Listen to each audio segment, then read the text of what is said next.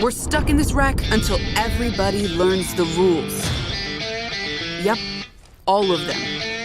Alright guys, first of all, let me just say, it's probably the second most anticipated game in its genre. Since announcement, we have Endless Dungeon, the second title in the Endless Universe game, which some of you already know by Dungeon of the Endless. Now, just to make it snappy, Endless Dungeon is a roguelite, tactical action, or shooter in which you'll have to recruit a team of heroes and plunge into a long-abandoned space station, fight never-ending waves of monsters, or die trying. There's the bad news. This game's yet to receive a release date. The good news is that it's actually coming to all consoles and PCs, including Switch.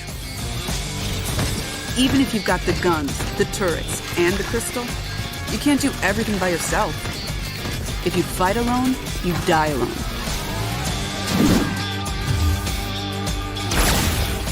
Together again. And rule number 4? Well, if you've got all that going, but you still can't win, you gotta change the squad. Tag team. I'm in.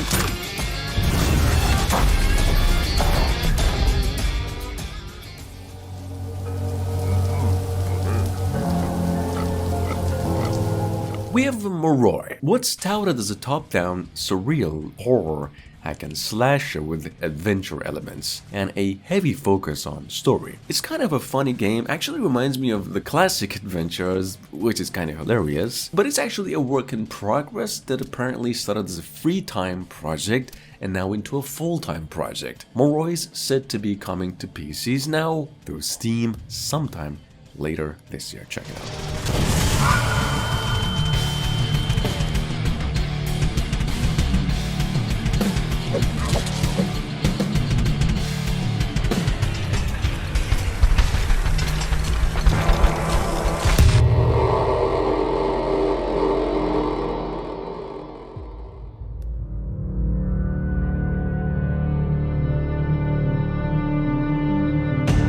Now, this is a story about a girl who has to face the beast.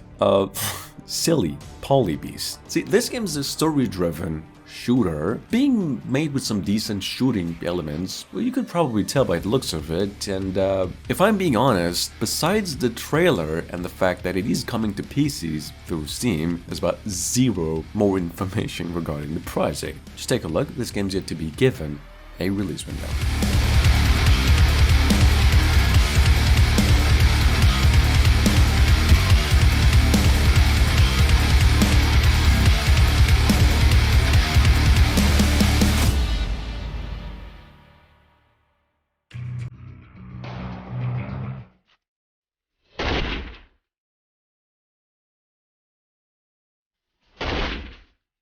We have a Zombie Raid, which is a PvP top-down shooter with a realistic-looking tactical battle. You could tell though, where you'd have to raid cities and fight for survival in team battles. It's a good-looking game, to be honest. I think the premise is actually what I'm interested to know more about, and let's just not forget that it's a 4-player co-op. The good news is this game is set to be coming out soon. The bad news, however, is a release window for it is yet to be announced, so keep it in mind.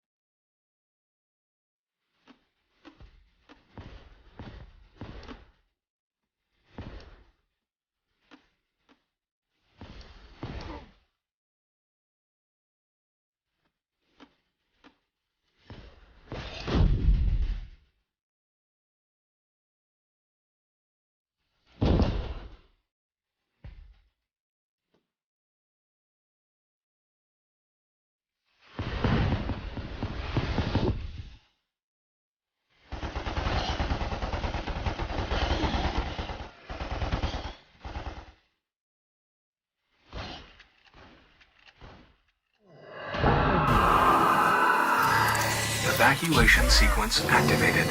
Alright, take a look at Cryo Space. Another isometric survival horror game you could definitely say heavily inspired by Alien shooter series. And this goes back to almost 2 years ago when the project was revealed to be some sort of a colonization mission gone wrong in space kind of thing. It comes with a lot of management on your oxygen, food, weapons, and also a lot of puzzles to solve, and of course surviving. You check it out, this game's set to be coming out real soon.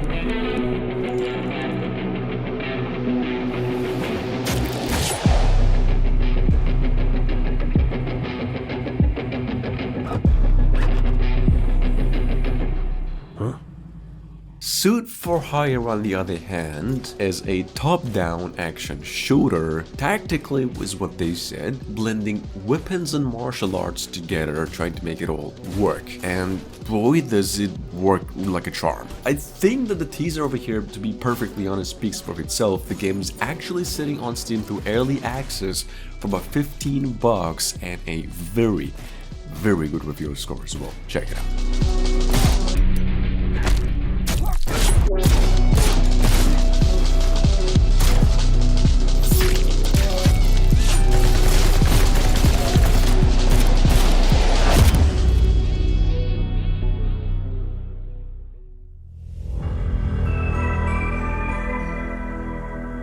We have Blight, a brutally challenging and realistic survival experience. Now, this is what the description says though on Steam, where it says also there's a lot of management to do, and I think it's a little bit like another game that really grew on me, going by This War of Mine, which is awesome. But it is about a mysterious disease called the Blight, and it's you finding yourself alone in the wilderness, trying to figure out what to do about it, and a little bit why. If you like, you can follow Blight on Steam. It's also due to enter early access very soon.